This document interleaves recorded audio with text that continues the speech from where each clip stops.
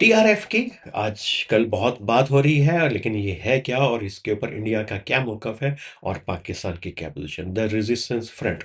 जो पहलगाम की दहशतगर्दी के अंदर मुलविस करार दिया जाता है और जिसके ऊपर अमेरिका ने अभी पाबंदी लगाई है। लेकिन ये मामला सिर्फ़ एक गिरोह के साथ जुड़ा हुआ नहीं है, बल्कि ये मिलिटेंसी, अस्करियत पसंदी, प्रॉक्सी वॉरफेयर के साथ जुड़ा हुआ सवाल है और आज इसको हम डिकंस्ट्रक्ट करने की कोशिश करेंगे। एनईआरटीवी में नैरेटिव्स विद आमिर राना। सबसे पहले ये कि टीआरएफ है क्या और इसके ऊपर इंडिया की क्या पोजीशन है। इंडिया की के 3 मेजर कंपोनेंट है आर्गुमेंट के।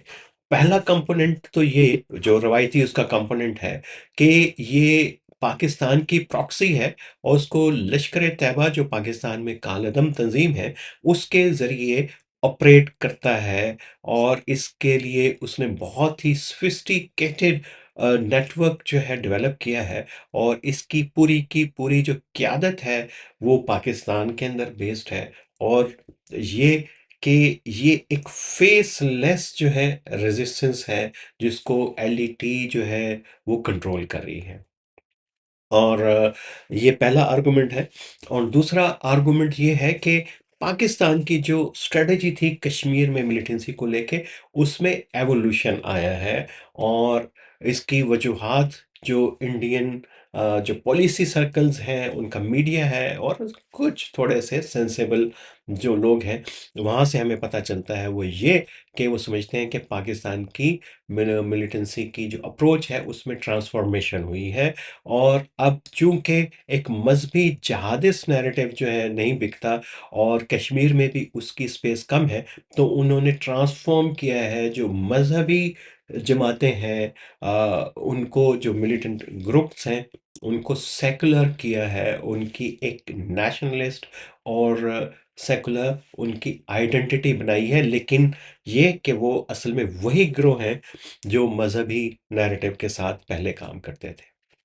दूसरा आर्गुमेंट ये है, तीसरा ये उनका कि अभी उनकी जो स्ट्रैटेजिक डाइवर्जन जो है आईएसआई ने जो की है टीआरएफ के ज़रिए और ऐसी ग्रुपों के ज़रिए, वो कि अब वहाँ पे जो सूरत-ए-हाल है, एक पेचीदा हो गई है और 2 तरह की एक अब पाकिस्तान की स्ट्रैटेजी उनके मुताबिक है, मिलिटेंसी को भी लेके और सियासी हिकमत-ए-अमली को भी लेके और ये कि जैसे जो स्पेशल स्टेटस प्रोवोक किया था इंडिया ने कश्मीर का, उसको बहाल किया जाए, उसके लिए अब एक नई तरह की स्ट्रैटेजी चाहिए और पाकिस्तान उसके ऊपर है। कल हमने ज़िक्र किया था कि परवीन स्वामी के एक आर्टिकल का, जिसमें उसने कहा कि ये भारत के लिए इस वक़्त एक बहुत ही कॉम्प्लेक्स चैलेंज है टीआरएफ, एलईटी और कश्मीर की अस्करियत पसंदी क्योंकि वहाँ की जो इंटेलिजेंस एजेंसीज़ हैं, वहाँ की जो पुलिस है, लॉ एनफोर्समेंट है, उसके पास जो मालूमात हैं इस ग्रुप के बारे में, कोई बहुत ज़्यादा नहीं है। के बारे में कहा जाता है कि एक साजिद लंगड़ा जो है इसको साजिद दत्त जट जिसका ताल्लुक मांगा मंडी से है वो इसको लीड कर रहा है काफ़ी अरसे से 1-2 साल वो कश्मीर में भी रहा और रेजिस्टेंस फ्रंट को और उसके साथ जो है वहाँ के कश्मीरी लोग हैं और लेकिन बात वही कि इसके बारे में जो मवासलाती सिस्टम है और जो इसका कम्युनिकेशन का सिस्टम है, जो ऑपरेशनल स्ट्रैटेजी है वो इतनी मरबूत और इतनी खुफ़िया है कि अभी तक इंडियन उसको डिकोड नहीं कर पाए, उसको अच्छे तरीके से उसके बारे में मालूमात नहीं है। और उस आर्टिकल में ये भी कि इंटरेस्ट भी नहीं है कि और उसकी वजह ये है कि कश्मीर में रेजिस्टेंस जो है अभी तक चल रही है और जो वाक़यात हैं मिलिटेंसी के, वो वक़्तन फ़वक़्तन होते रहते हैं। और पहलगाम उसी के सिलसिले की एक कड़ी है और ज़ाहिर है कि जब एक अस्करी ग्रुप या अस्करी कई अस्करी ग्रुप मिलके एक ख़ास अस्करी मुहिम के ऊपर हों, तो एक मोमेंटम बिल्ड करते हैं और वो एक पीक के ऊपर लेके जाते हैं और एक पीक के ऊपर जाके एक बड़ा टेररिस्ट अटैक करते हैं, जिससे वो एक बड़ा ऑब्जेक्टिव हाइलाइट हो जाता है और जो छोटे अटैक से मोमेंटम बनता है, पहले उसके लिए स्पेस बनती जाती है। उसका आप समझिए कि लैडर है, उस लैडर के ऊपर उसके लिए सिक्योरिटी फोर्सेस के लिए तो एक अपनी अहमियत होगी, लेकिन पब्लिक के लिए जो है, वो उसको एक फ़ियर का कंपोनेंट है। एक उसमें से पब्लिक सपोर्ट को गेन करने का है और तीसरा ये कि जो उनका सपोर्ट बेस है, उनके साथ इंटैक्ट रहने का है लोगों के अंदर। और लेकिन फिर जब बड़ा अटैक होता है, तो वो उसका मतलब ये होता है कि अब आप स्टेट को चैलेंज करने के भी काबिल हो गए हैं और इसको इंटरनेशनलाइज़ करने में भी मसले को जो है वो आप कामयाब हो गए। तो ये तो आपको हमने पर्सपेक्टिव बताया बड़ा मुख्तसरन इंडिया की पोज़ीशन के ऊपर हमने बताया। कि ये एक पॉलिटिकल और मिलिटेंट नेक्सस जो है बनाया है। लेकिन जो इसमें सबसे इम्पोर्टेंट बात है, अगर इंडिया के नैरेटिव को डिकंस्ट्रक्ट करें, तो बहुत अरसे से पाकिस्तान के बारे में तो एक ज़ाहिर है पाकिस्तान एक नज़रियाती रियासत है। उसके बारे में पाकिस्तान खुद भी ज़ाहिर है कहता है तो ये कि एक मज़हबी है और मज़हब के नाम के ऊपर जो है वो सारी मिलिटेंसी और कश्मीर का इश्यू को उठाया हुआ है। लेकिन अब ये सेकुलराइज़ेशन का क्या मतलब है? और उनके अपने जो तहकीक है इंडियन इदारों की कि एक सेकुलर कलर पाकिस्तान जो है कश्मीर की मूवमेंट को अगर देना चाहता है, तो इसका मतलब ये है कि कश्मीर का इश्यू एक मज़हबी नहीं है और इसका एक मतलब ये भी है कि जो पाकिस्तान की जो आइडेंटिटी है, वो ख़ासी फ्लेक्सिबल है। अगर वो चाहे तो वो बड़ी एक अ, हट के जो उसका इमेज बना हुआ है मज़हबी हवाले से भी, वो ना सिर्फ़ एक्शन कर सकता है बल्कि रियासत की शनाख्त भी जो बना सकता है। और ये प्रोसेस अगर आपको देख रहे हो, कहीं न कहीं पे किसी न किसी सतह पे एक पाकिस्तान के अंदर चल भी रहा है और रियासत एक तरफ मज़हब का कार्ड भी जो है, उसको भी इफ़ेक्टिवली लेके चल रही है और थोड़ा-सा स्पेसेस जो है वो क्रिएट कर रही है मॉडरेशन के लिए। लेकिन मॉडरेशन का मतलब लिबरलिज़्म नहीं है और ना ही सेकुलरिज़्म है। रियासत के लिए मॉडरेशन का मतलब ये है कि कंपैटिबिलिटी जो है, पॉलिटिकल कंपैटिबिलिटी और स्ट्रेटजिक कंपैटिबिलिटी ग्लोबल वर्ल्ड के साथ कैसे हो, वो उस हद तक कम से कम वो फ्लेक्सिबिलिटी देखने के अंदर आ रही है। ज़रा बात थोड़ी-सी अ फ़लसफ़ियाना सी हो गई है, तो हम आते हैं ज़रा पाकिस्तान के आर्गुमेंट के ऊपर, फिर हम डिकंस्ट्रक्ट करेंगे इस मसले को भी। पाकिस्तान की ज़ाहिर है कि बड़ी लंबी हिस्ट्री रही है प्रॉक्सी वॉरफेयर के साथ, काफ़ी इसके बहुत सारे लोग तो कहते हैं कि बहुत पहले शुरू हो गई थी। लेकिन ये कि बांग्लादेश के अंदर मशरक़ी पाकिस्तान में जब बिहारी और जमात इस्लामी से मुंसलिक नौजवान जो इस्लामी जमीयत तलबा के थे वहाँ के महाजरीन तो उन्होंने जब मिलिटेंसी बदर अल शम्स के नाम से शुरू की तो वो वहाँ से शुरू हुई फिर अफ़गान सोवियत वॉरफेयर के अंदर सोवियत अफ़गान जंग के अंदर जो है वो पूरी एक नर्सरी और पूरा इंफ्रास्ट्रक्चर यहाँ पे डेवलप हुआ और हमें पता है कि वो इंफ्रास्ट्रक्चर जो है अमेरिकी सीआईए सऊदी इंटेलिजेंस से इसमें आपको ज़्यादा बात को घुमाने की ज़रूरत नहीं है तुर्की अल फैसल की किताब है द अफगानिस्तान फाइल उसमें उन्होंने सऊदी पर्सपेक्टिव से तो लिखा है लेकिन ये कैसे उन्होंने ये ग्रुप बनाए कैसे ये पूरा इंफ्रास्ट्रक्चर मिलिटेंसी का अफगानिस्तान और पाकिस्तान में खड़ा किया तो आपको उसका पूरा एविडेंस उस किताब से मिल जाएगा। पाकिस्तानी अकाउंट्स भी हैं, लेकिन चूँकि बहुत सारे लोग पाकिस्तानी अकाउंट्स के को शक-व-शुबे की नज़र से देखते हैं, तो मेरा ख़्याल है तुर्की अल फैसल का अकाउंट उनके लिए अच्छा है। लेकिन ये 9/11 जो है, से कुछ अर्सा पहले पाकिस्तान की अप्रोच में तब्दीली आना शुरू हुई थी और वो था सेक्टेरियन ऑर्गेनाइजेशन के हवाले से। सेक्टेरियन वायलेंस बढ़ रहा था, इसका ताल्लुक अफ़गानिस्तान के अंदर जो मुजाहिदीन और ग्रुप थे, कश्मीर के अंदर ग्रुप थे, उनके साथ था। और ये लश्कर जंगी जैसे ग्रुप जो हैं, हरकतुल मुजाहिदीन, हरकतुल अंसार और इनके साथ भी मिले हुए थे और अफ़गानिस्तान में तालिबान के साथ भी थे। तो पाकिस्तान की रियासत के लिए चैलेंज बन रहा था, सेक्टेरियनाइज़ेशन हो रही थी, इसके स्ट्रैटेजिक ऑब्जेक्टिव्स की अफ़गानिस्तान में भी और कश्मीर में भी, इंडियन हेल्ड कश्मीर में भी। तो वहाँ से सबसे पहले 1997 में एंटी टेररिज़्म जो एक्ट आया, नवाज़ शरीफ साहब के दौर में, फिर ये कि मुशर्रफ साहब उसके फ़ौरन बाद आए, तो उन्होंने लश्कर जंगी सिपाही मोहम्मद को कालेदन करार दिया। ये 9/11 से कुछ अर्सा पहले ही हुआ था। तो सेक्टेरियनिज़्म के खिलाफ इंटॉलरेंस बिल्ड हो रही थी। मुशर्रफ साहब के आने के बाद ज़ाहिर है कि एकदम से ग्लोबल प्रेशर आया और उस वक़्त कश्मीर के अंदर जो है हमला हुआ, इंडियन पार्लियामेंट के ऊपर हुआ एक मर्तबा फिर, जो हालात जो है जंग के करीब पहुँच गए थे। तो वो उस सूरत हाल के अंदर फिर ये इन ग्रुपों के ऊपर पाबंदी लगी। ये ग्रुप जो है ट्रांसफ़ॉर्म होते रहे। लेकिन ये हुआ कि जिस वक़्त ये पहला क्रैकडाउन हुआ इन ग्रुप्स के ऊपर, तो ये ग्रुप शदीद परेशान थे कि ये रियासत है पाकिस्तान कर क्या रही है, वो तो हम तो इनके इत्तेहादी थे।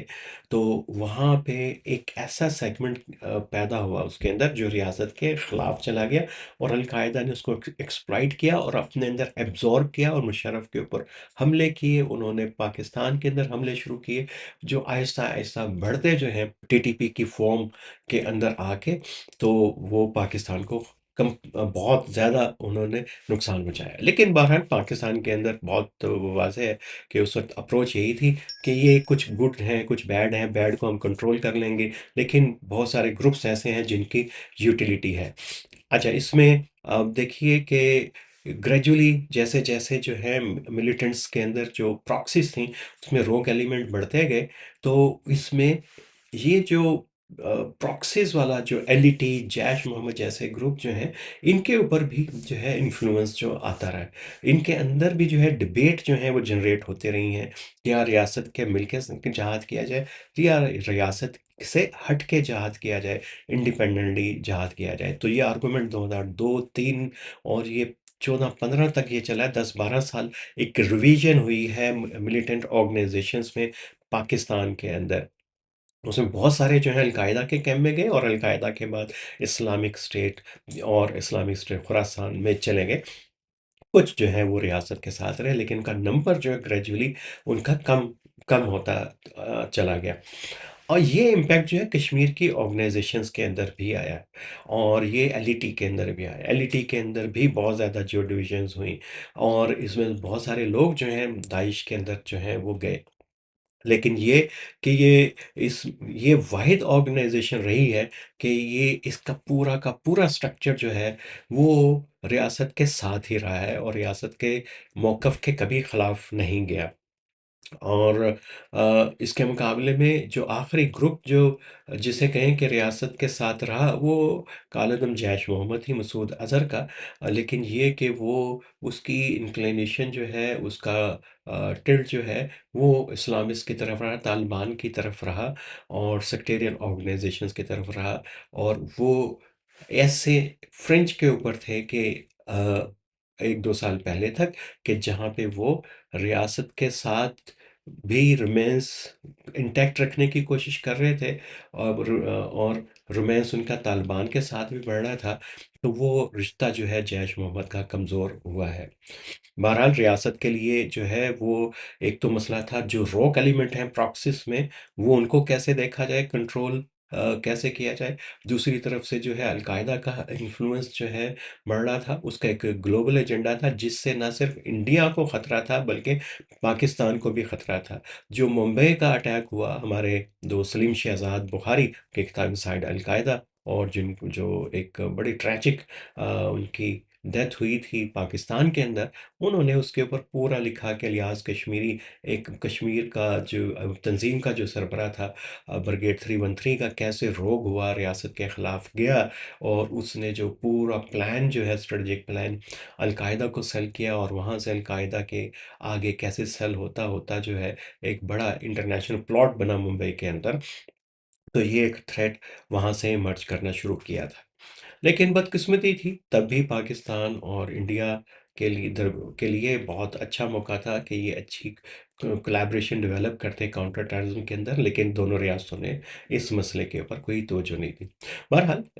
लेकिन एक बड़ा मसला जो था फेटफ का और इंटरनेशनल प्रेशर और ख़ास तौर पे फिर चाइना का प्रेशर भी जैसे-जैसे चाइना का ग्लोबल स्ट्रक्चर बढ़ रहा था, उसका रीजनल फुटप्रिंट जो है डेवलप हो रहा था और उसका बीआरआई और सीपैक जैसे इनिशिएटिव आ रहे थे, तो वैसे-वैसे उसका चाइना का दबाव भी पाकिस्तान पे बढ़ा कि वो ज़ीरो टॉलरेंस बनाए मिलिटेंट्स ग्रुप्स के खिलाफ और ताकि यही इसकी एक शर्त है कि ये पाकिस्तान के अंदर एक तरक्की और खुशहाली का दौर दोहराए। तो ये तो प्रेशर थे और उसके अंदर जो है फिर पाकिस्तान ने बहुत सारे ग्रुप्स को रिहैब करने का इनको मुकम्मल तौर पे ख़त्म करने का फ़ैसला किया। अब रिहैब जो है और मेनस्ट्रीमिंग ये एक बहुत ही मुतनाज़ नुक्ता था और अभी भी पाकिस्तान के अंदर है और एलईटी को मुस्लिम लीग के नाम से अभी मिली मुस्लिम लीग के नाम से जो है स्पेस दी गई और मकसद यही था कि जैसे पहले जो एलिमेंट रोग हो गए हैं मुख्तलिफ तंजीमों के अलकायदा को ज्वाइन किया तो ये एक बहुत ही स्ट्रक्चर्ड ग्रुप है ये भी कहीं पे रोग ना हो जाए और जैश मोहम्मद के लिए इस वक्त रियासत के लिए भी मसला है एक ख़तरा है और वो एक बड़ी डूबियस और ग्रे एरिया में अभी तक ऑपरेट कर रही है तो एलईटी ने रियासत के लिए कभी भी कोई बड़ा चैलेंज क्रिएट नहीं किया इसलिए उसको ज़्यादा अपॉर्चुनिटी मिली कि रिहैब के लिए और उनकी मेन स्ट्रीमिंग के लिए लेकिन रियासत अब उससे भी खौफज़दा है और उसको लगता है कि ये एलईटी जो है ये भी पाकिस्तान के अब ग्रोइंग जो स्ट्रेटेजिक और पॉलिटिकल अहमियत है उसके लिए भी ख़तरा बनता जा रही है हाँ, वो रेजिस्टेंस फ्रंट को सपोर्ट कर रही है या नहीं कर रही और ये भी एक डिबेट को ज़रूर ज़हन में दोबारा से याद रखें कि ये जो मिलिटेंट ऑर्गेनाइजेशन में रिवीजन हुई है कि जहाद जो है रियासत के अंदर हो या आज़ाद हो, ये भी इम्पैक्ट कर रहा है अभी भी कश्मीर में और ये जो रेजिस्टेंस फ्रंट है, जब ये बन रहा था और इस तरह की कई तंज़ीमें बनी और उभरी, तो उसमें भी ये बात और ये आर्गुमेंट रहा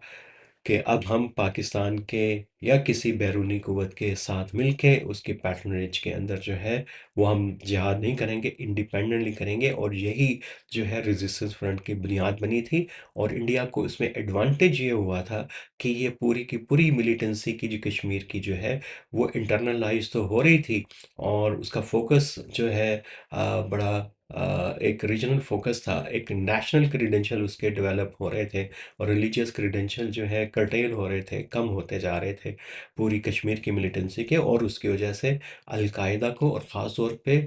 जो है आईएस को कश्मीर में जो है वो कदम जमाने में बहुत मुश्किल पेश आई और इन ग्रुपों ने उनको वहाँ पे आने नहीं दिया। तो ये एक बड़ा इम्पोर्टेंट आर्गुमेंट है इसको देखने की ज़रूरत है। और पूरी दुनिया के लिए ये भी एक मैसेज था, उसमें अमेरिका भी था कि ये जो ग्रुप हैं जो कश्मीर में, ये कोई ग्लोबल थ्रेट को जो है जनरेट नहीं कर रहे। अगरचे इंडिया कहता रहा कि यहाँ कश्मीर में ऐसे लोग आए हैं, वो लश्कर-ए-तैयबा के, जैश के जो नेटो के खिलाफ अफ़गानिस्तान में लड़ते रहे हैं, उनकी बड़ी ट्रेनिंग थी, लेकिन कोई ऐसा एविडेंस आज तक पेश नहीं किया जा सका और ग्लोबल थ्रेट ये कश्मीरी ग्रुप नहीं है और ये एक बड़ा चैलेंज इनके लिए रहा कि अपनी ट्रांसफॉर्मेशन भी हो, एक पॉलिटिकल एक कश्मीरी नेशनलिस्टिक ट्रांसफॉर्मेशन भी हो और ये कि वो फिर जो ग्लोबल टेररिस्ट ग्रुप्स हैं, उनसे भी के दबाव से भी आज़ाद रहें, उनके लिए भी स्पेस क्रिएट ना होने दें, कश्मीर के अंदर, इंडियन साइड कश्मीर पे। तो ये आज का आर्गुमेंट है और ये आर्गुमेंट ख़त्म नहीं हुआ, इस पे हम बातचीत जारी रखेंगे। आज के लिए इतना ही। जुड़े रहिए NAR TV narratives with Aamir Rana के साथ।